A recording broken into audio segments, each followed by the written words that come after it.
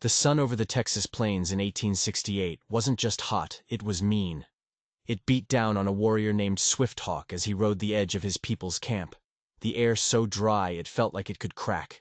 He was a Comanche, a respected man of the Numunu people, and he had just returned from a long hunt. But the familiar quiet of the camp was gone. In its place was a sound that made the hair on his arms stand up. It was laughter. But it wasn't the good kind. This was sharp, cruel.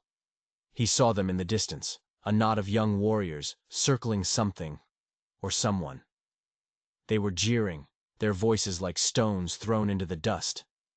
Swifthawk slid from his dappled Mustang, his boots making no sound on the parched earth. He walked with a purpose, his face a mask of stone. The circle of young men parted as he approached, their bravado shrinking under his gaze. And that's when he saw her. A white woman, on her knees in the dirt. Her blonde hair was a tangled mess, her blue dress torn clean through at the shoulder. Her face was smudged with dust and tears, but her eyes, when she finally looked up, were not broken. They were defiant. He recognized her. She was a captive, taken in a raid 2 moons back. They called her Sarah.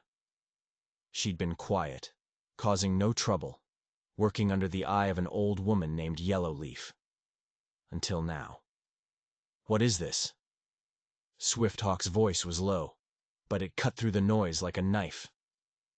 He looked straight at the ringleader, a young buck named Red Wolf, barely a man and overflowing with a dangerous need to prove he was one. Red Wolf puffed out his chest. "This white woman," he sneered. "She tried to steal a horse. She was running." Swifthawk's gaze shifted to the woman. "Is this true?" For the first time she met his eyes. Fear was there, yes, but underneath it was a core of steel that he couldn't help but respect. "I was not stealing," she said, her Comanche words halting, learned in the harsh school of captivity. "I was bringing water from the river. They surrounded me." Swifthawk's eyes dropped to the ground. He saw an overturned water skin, its precious contents already swallowed by the thirsty dirt.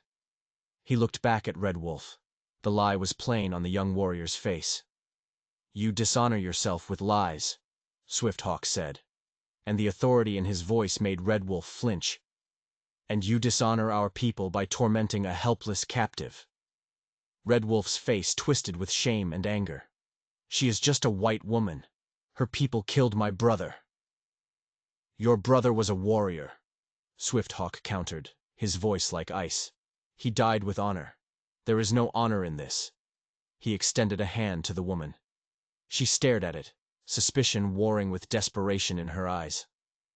"What is your name?" he asked, switching to the broken English he knew. "Sarah," she whispered. "Sarah Mitchell." "Come, Sarah Mitchell. I give my word as Swifthawk, son of Running Bear. You will not be harmed." She hesitated for a long second, then placed her small, trembling hand in his. He pulled her to her feet. The other warriors watched, a mix of resentment and awe on their faces. As he led her away, Red Wolf's angry voice followed them. "Chief Black Cloud will hear of this. He has decreed all white captives are enemies." Swifthawk didn't slow his pace. "Then I will speak with the chief myself," he called back over his shoulder. "Until then, she is under my protection." He guided her toward his mother's tepee. His mother, Singing Bird, was a woman whose heart had not been hardened by the endless war. "Why did you help me?" Sarah asked, her voice barely audible. Swifthawk looked toward the horizon, where a thin line of dust signaled a distant cavalry patrol. "My father taught me that true strength is measured by how we treat the powerless," he said. "Those boys are not strong. They are afraid." "Afraid of me?" "Of what you represent," he replied. "Change. It comes for us all. But fear must never be our guide." As they reached the tepee, Singing Bird emerged, her old eyes taking in Sarah's torn dress and tear-streaked face. She said nothing, simply ushering the frightened woman inside. Swifthawk turned to his mother. "Keep her safe. I must see the chief." His mother nodded, her face grim. "Be careful, my son. The chief's heart is heavy. The white man's sickness took his wife. His grief has made him hard. Swift Hawk swung himself back onto his horse. His decision had been instant, a gut reaction based on honor. But now, as he rode toward the center of camp, toward the large painted teepee of Chief Black Cloud, he knew he would have to find words as sharp as arrows. Sarah Mitchell's life, and maybe his own standing among his people, depended on it. The chief's judgment would be swift, and it would be final. Inside the chief's teepee, the air was thick with sage and smoke. Chief Black Cloud sat on a buffalo hide, his face a roadmap of 60 hard winters. His eyes, though, were sharp as a hawk's. They missed nothing. "I have heard of your actions," Black Cloud said, his voice a low rumble. He didn't waste time with greetings. "You interfered. You protected a captive." "There was no justice, only torment," Swift Hawk replied, meeting the chief's gaze. "The woman did nothing wrong. Red Wolf says she tried to escape. Red Wolf's heart is poisoned by grief." He spoke a lie, Swift Hawk stated plainly. He knew he was walking a thin line. Accusing another warrior of lying to the chief was a serious charge. The woman, Sarah Mitchell, was at the river, as she was told. They set upon her without cause. Black Cloud was silent for a long time, puffing on his pipe. The smoke swirled between them like a ghost. "You have always been different, Swift Hawk," the chief said at last. "You learned their tongue. You study their ways. Some say your heart is too soft toward our enemies." "I seek to understand them," Swift Hawk said. "Knowledge is a weapon, but I did not protect an enemy today. I protected the honor of the Numanu. We are warriors, not bullies who torture unarmed women." A flicker of something, maybe respect, crossed the old chief's face. "You speak with your father's voice." He, too, clung to the old ways. Black Cloud tapped his pipe. "So what would you have me do with her?" "Let her continue her work. She has caused no trouble." "And if I decide to ransom her? Or trade her?" Swift Hawk felt a strange, unwelcome tightening in his chest. "That is your right as chief. Until then, I ask only that she be treated with dignity." The silence stretched on. Finally, Black Cloud gave a slow nod. "Very well. But her safety is now your burden. She is your responsibility, Swift Hawk. If she tries to escape, if she brings any harm to our people, the punishment will fall on your head." "I accept," Swift Hawk said, the words heavy as stones. "There is more," the chief said, his expression turning grave. "Scouts report more soldiers, many more. They are building a new fort, just 2 days' ride south, on our hunting grounds." Swift Hawk's blood ran cold. Another fort. More soldiers, more settlers, more fences. A nail in the coffin of their way of life. "I am calling a council tonight," Black Cloud said. "We will decide our path, to fight or to move." Swift Hawk left the teepee with a heavy heart. He walked back to his mother's dwelling and found Sarah there. She was wearing a simple deerskin dress his mother had given her, and her hair was combed and braided like a Comanche woman. The change was startling. "What did he say?" she asked, her voice trembling. "You are now my responsibility," he said in English, so she would understand every word. "If you cause trouble, I will be the one who pays." Her eyes widened. "Why? Why would you take such a risk for me?" "I judge people by their actions," he said simply, "not by the color of their skin." He saw his mother watching them, a knowing look in her old eyes. He felt a need to understand this woman whose fate was now tied to his. "Who were you, before this life?" A sad smile touched her lips. "I was a teacher, near Fort Richardson. My father is a minister. We came west, to save souls." Teachers were respected. This he understood. A connection, small but real, formed between them. But just as the moment began to feel peaceful, a new sound shattered the calm. Shouts from the edge of camp.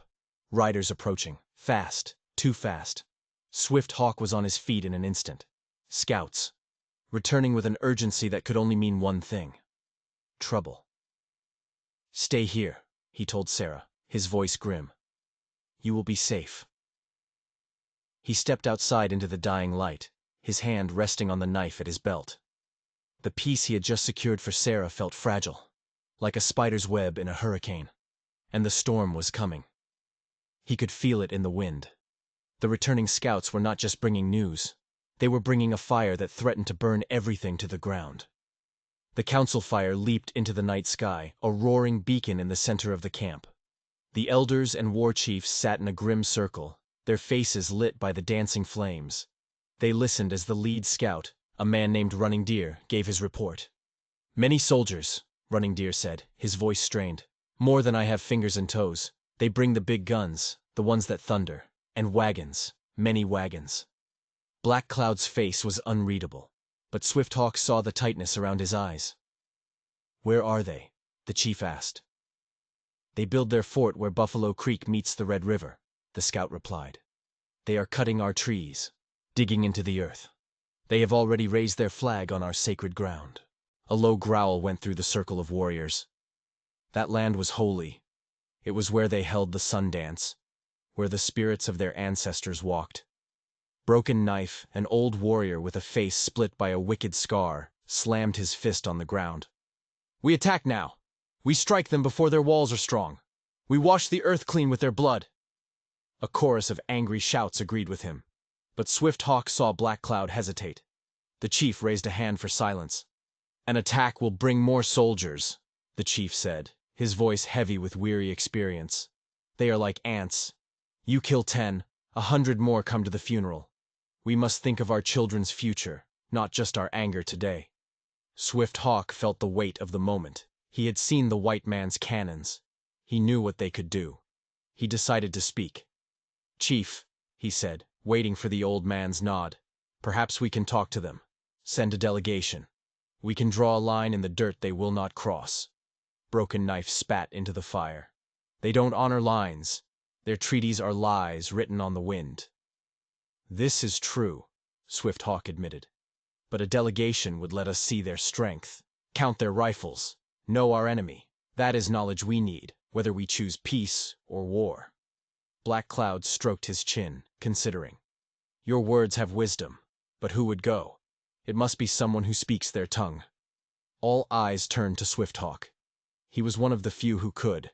His father had insisted on it. "I will go," Swifthawk said, his voice steady. "And if they kill you?" Broken Knife challenged. "I will carry the peace feather," he replied. "Even soldiers understand its meaning." "So be it," Black Cloud declared. "You will take 2 warriors, Gray Wolf and Tall Pine. But while you talk peace, we will prepare for war. If your words are met with deaf ears, our arrows will be ready."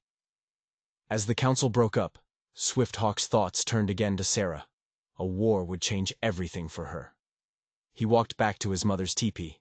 It was late, but a small fire still burned. Sarah was awake. She looked at him, and her eyes were sharp. She knew something had changed.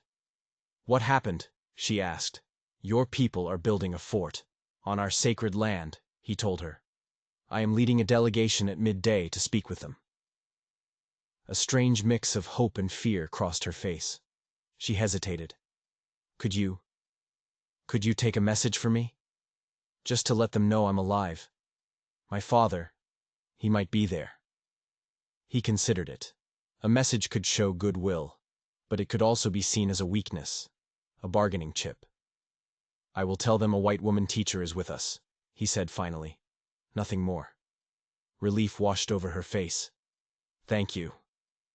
The next morning, as he prepared to leave, dressed in his finest buckskin and his father's bear claw necklace, he found Sarah grinding corn.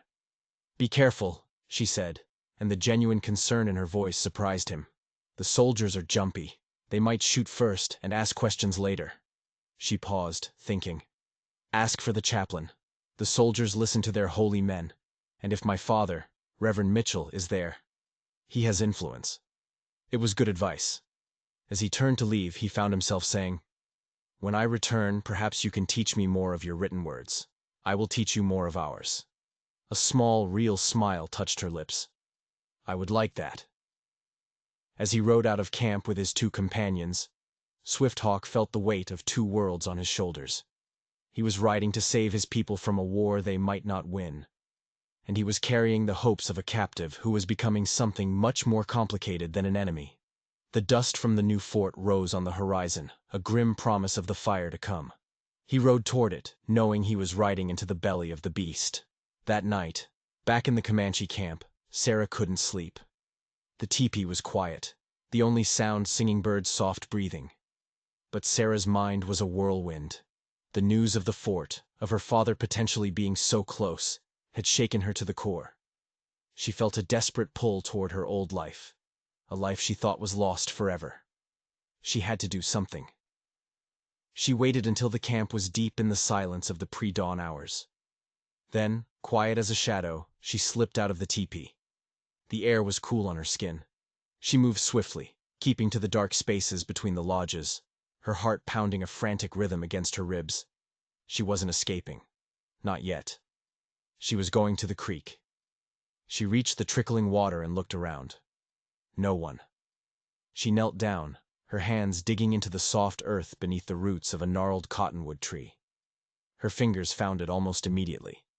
A small leather pouch, wrapped in oilskin to protect it from the damp. She pulled it out, her hands trembling.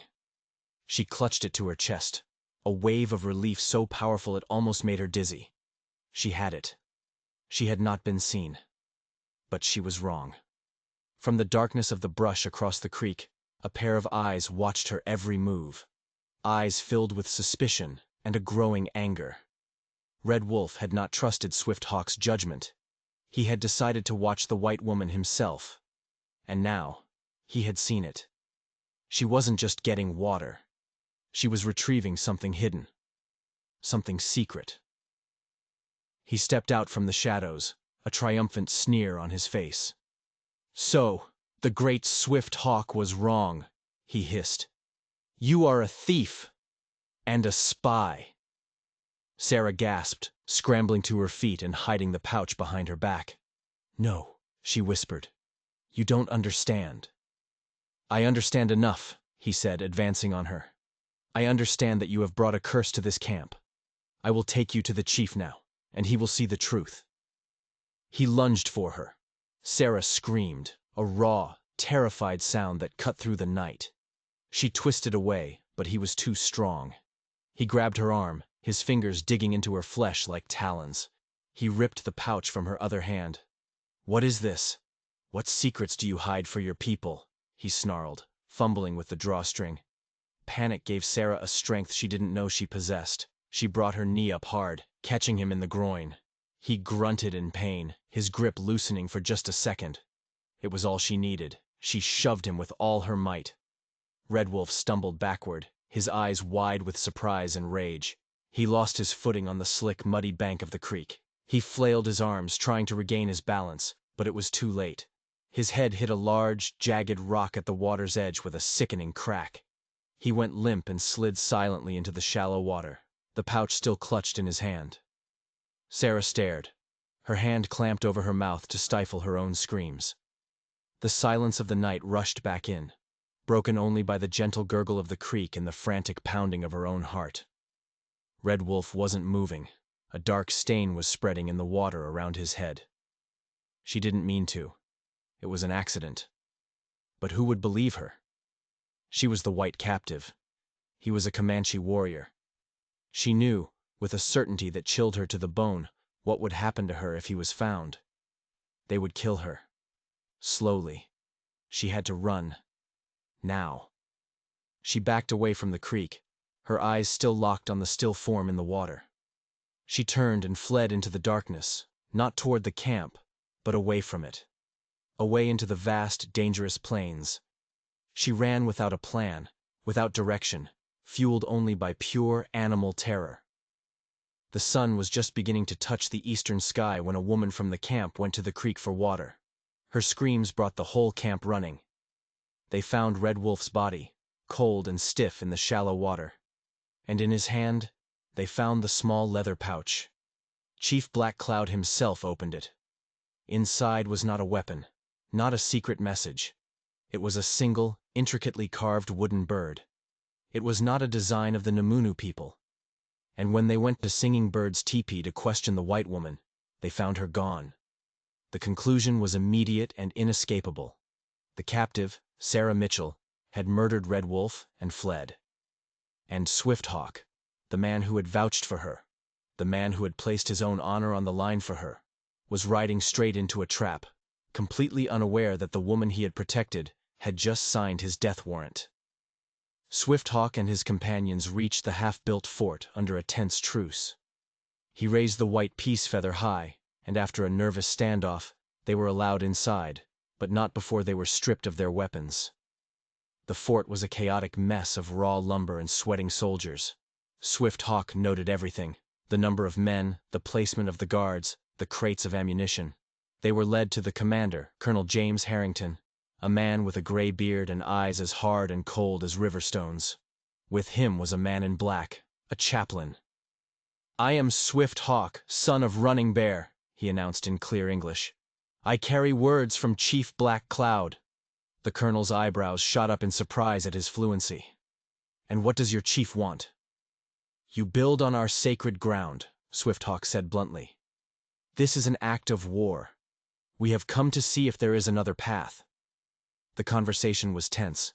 The colonel was arrogant, insisting the land was his by treaty. Swift Hawk countered that the treaty was with other tribes, not his people. As they argued, the chaplain stepped forward. "I am Reverend Wilson," he said. "May I ask, is it true your people hold a white captive, a teacher?" Before Swift Hawk could answer, another man pushed forward from the back of the group. He was older, his face etched with grief. "A teacher?" he asked, his voice breaking. "Is her name Sarah Mitchell? My daughter. Is she alive?" Swift Hawk looked at the man and knew this was him, the Reverend Mitchell. "She is alive," Swift Hawk confirmed. "She is unharmed." Relief washed over the man's face. "Thank God. Colonel, we must get her back." Colonel Harrington held up a hand. "All in good time, Reverend." He turned his cold eyes back to Swift Hawk.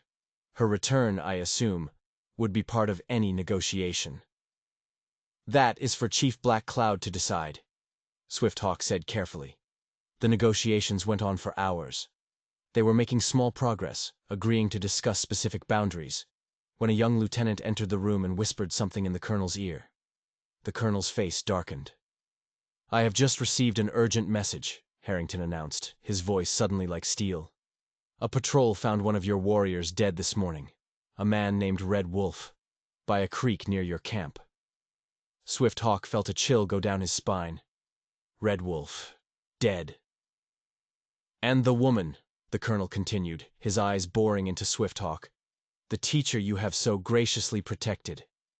She has vanished, along with something she apparently killed your warrior to protect."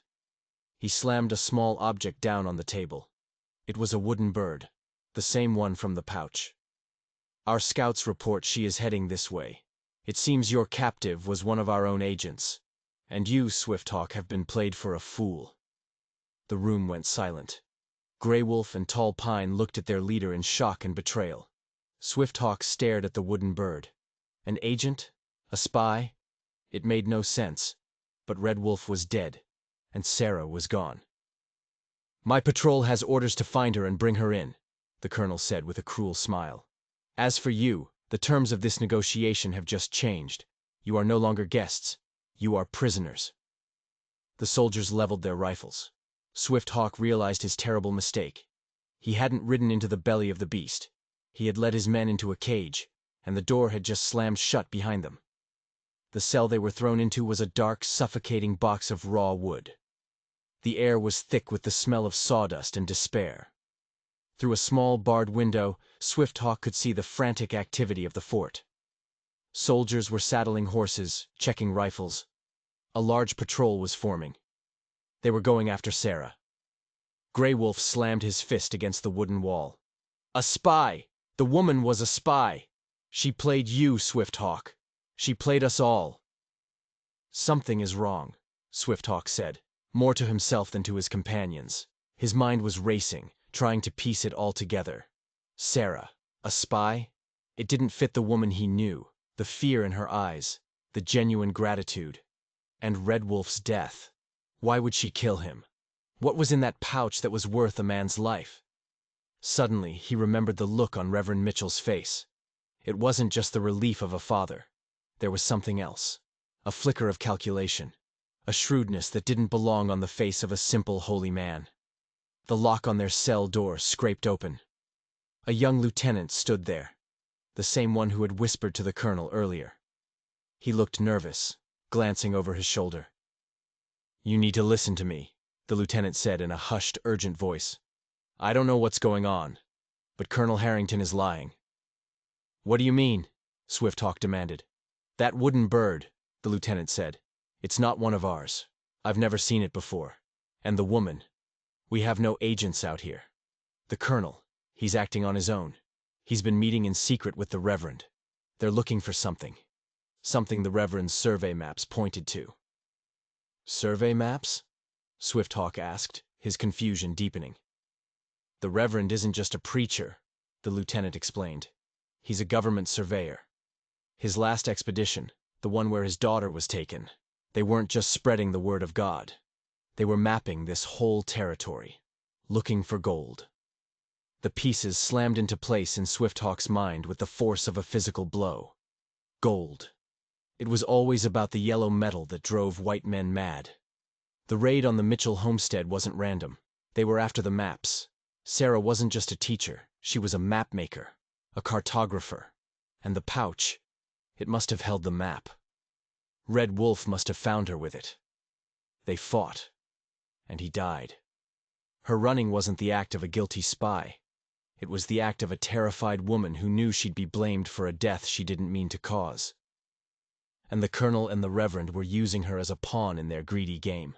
They were twisting the story, painting her as an agent and Red Wolf's death as an assassination, to justify an attack on the Comanche camp. They weren't just trying to rescue a captive. They wanted to wipe out the Numunu and take the gold for themselves. "They've manufactured a reason for a massacre," Swift-Hawk said, his voice grim. "The patrol that just left," the lieutenant said, his face pale. "They aren't just looking for the woman. Their orders are to ride to your camp. They're going to attack at dawn. They plan to leave no survivors." A cold dread washed over Swift-Hawk. His people were asleep, unaware of the doom riding toward them. His mother, the children, Black Cloud, all of them. "You have to get us out of here," Swift-Hawk said, his eyes locking with the young soldiers. "I can't," the lieutenant stammered. "The guards have orders." "Then you are condemning my entire village to death," Swift-Hawk said, his voice low and dangerous. "Women, children, all for one man's greed. Is that the honor of a soldier?" The lieutenant's face was a mask of conflict. He was just a boy, caught in a deadly game he didn't understand. He looked at the determined face of the Comanche warrior. He thought of the massacre to come. He made a decision. "There's a supply wagon leaving at midnight," he whispered. "It passes the west wall.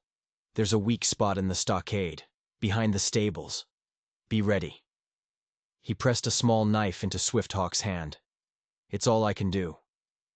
The lieutenant turned and left, locking the door behind him. Midnight. It was only a few hours away.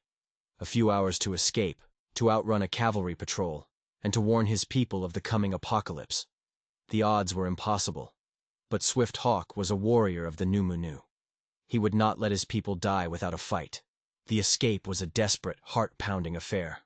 Swift-Hawk used the small knife to work on the cell's wooden lock, the soft wood groaning in protest. Every sound was magnified in the night, every snapped fiber of wood sounding like a gunshot. Finally, the lock gave way.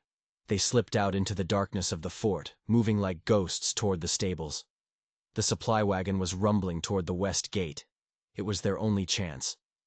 They ran, hunched low, from shadow to shadow. A guard turned, his silhouette stark against a campfire. They froze, melting into the darkness. The guard yawned, stretched, and turned back. They breathed again. They reached the stockade wall behind the stables. It was just as the lieutenant had said, a section of poorly joined logs. Using the knife in their bare hands, they pried one of the logs loose, creating a gap just wide enough to squeeze through.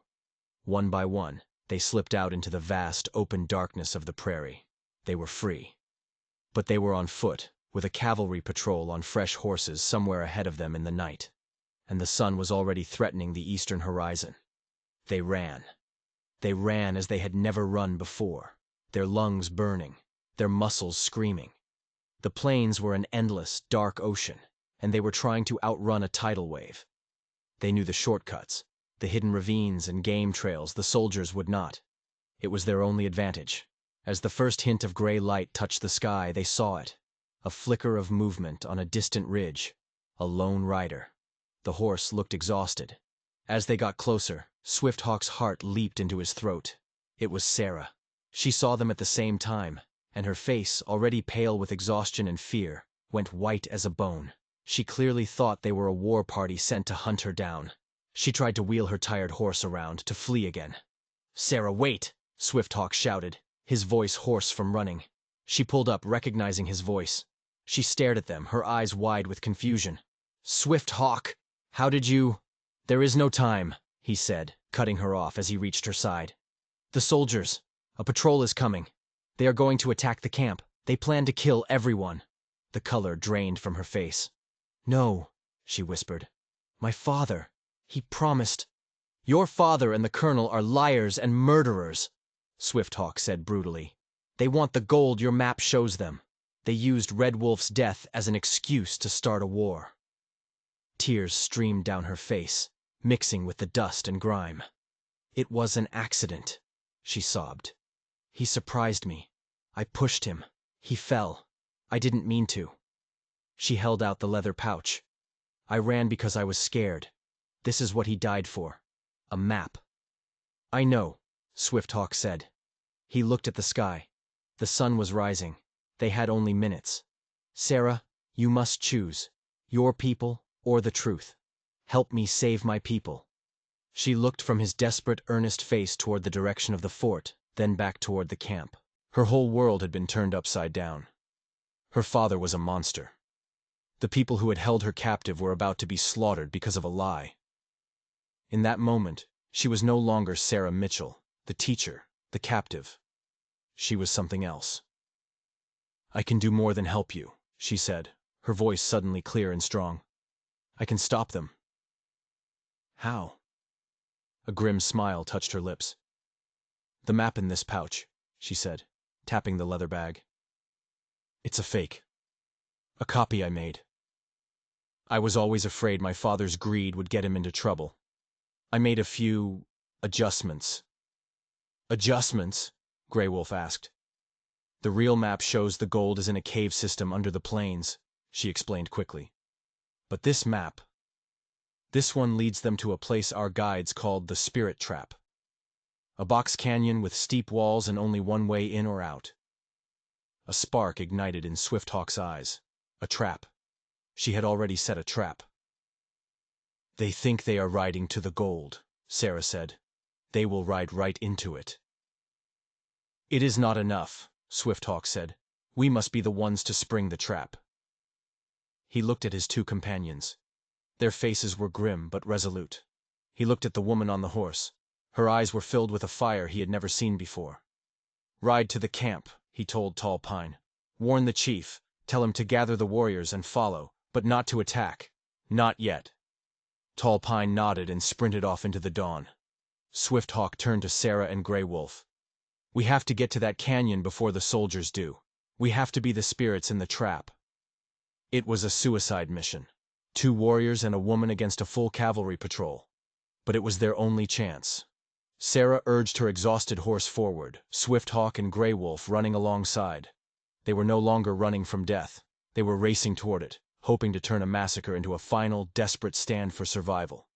The sun was climbing higher, and with it came the thunder of hooves. The soldiers were coming. The Spirit Trap was a jagged scar in the earth. Swift Hawk, Grey Wolf, and Sarah scrambled to the top of the canyon rim just as the first of the soldiers appeared at its mouth. The patrol rode in confidently, led by Colonel Harrington and the Reverend Mitchell, who now wore a pistol belt over his black coat. They followed the fake map, completely unaware they were riding into their own tomb. Swift Hawk looked at Grey Wolf. They had a few precious moments. They worked frantically, pushing at a line of precariously balanced boulders that overlooked the canyon entrance. These were the teeth of the trap. Sarah watched from a different vantage point, her heart a cold, heavy stone in her chest. She saw her father's face, eager and greedy, and felt nothing but a hollow emptiness. The man she had loved was a stranger, a monster wearing her father's skin. The entire patrol was now inside the narrow canyon. It was time. "Now!" Swifthawk yelled. He and Grey Wolf threw their weight against the key boulder. It teetered for a terrifying second, then plunged downward, triggering a landslide of rock and dirt. The canyon entrance was sealed. Dust and screams filled the air. The soldiers, thrown into chaos, looked up, and they saw them. Two lone Comanche warriors standing on the rim, bows drawn. Colonel Harrington, his face purple with rage, realized he'd been tricked. "It's an ambush!" he screamed. "Fire! Fire at will!" Rifles cracked, bullets whining past Swifthawk and Grey Wolf as they ducked behind rocks. But the soldiers were trapped, their horses panicking in the enclosed space. They were easy targets. Arrows flew from the rim, finding their marks with deadly accuracy. But there were too many soldiers. They were dismounting, finding cover, returning fire with disciplined volleys. Swifthawk knew they couldn't hold them off for long. They were buying time. Time for Black Cloud and the rest of the warriors to arrive. Suddenly, a new sound echoed in the canyon. A war cry. Dozens of Comanche warriors appeared on the opposite rim, led by Chief Black Cloud himself. They had arrived. The soldiers were now completely surrounded, caught in a deadly crossfire. The fight was short and brutal. The soldiers, trapped and outnumbered, threw down their weapons. It was over. Down in the canyon, Colonel Harrington stared up at the warriors on the rim, his face a mask of disbelief and fury. He saw Sarah standing beside Swifthawk. "You!" he bellowed, his voice raw. "You treacherous witch! You betrayed us!" He drew his pistol and aimed it at her. But before he could fire, the Reverend Mitchell, in a final act of craven self-preservation, lunged for him. "No!" the Reverend screamed. "She's my daughter! We can use her! A hostage!" The two men grappled for the pistol. It went off with a deafening roar. Reverend Mitchell staggered back, his eyes wide with shock. A dark red stain bloomed on the front of his black coat. He looked down at his chest, then up at his daughter, a look of utter confusion on his face. He collapsed into the dust without another word. A stunned silence fell over the canyon. Sarah stared at the body of her father, killed not by a Comanche arrow, but by the greed of his own partner. Swifthawk rode down into the canyon, his warriors following behind him. He dismounted in front of the captured Colonel Harrington, whose face was pale with shock and defeat. "This is over," Swifthawk said, his voice quiet, but ringing with absolute authority. Justice was delivered not with vengeance, but with wisdom. The soldiers were disarmed and sent walking back to the fort with a message from Black Cloud. The Numunu desired peace, but they would not be cheated, and they would not be broken. Colonel Harrington was taken as a prisoner, a guarantee that this new treaty would be honored. And Sarah stayed. She could not go back. Her old world was gone, burned away by greed and betrayal. She found a new purpose among the people who had taken her in. She took out her real maps and, working with Swifthawk and the elders, began to chart the true boundaries of the Comanche lands, creating documents in the white man's own language that would protect their sacred grounds for generations to come. She had been a captive, then a pawn, then a warrior in her own right. Now she was a bridge between two worlds, a teacher once more. But this time, her lessons were of survival, understanding, and a hard-won peace.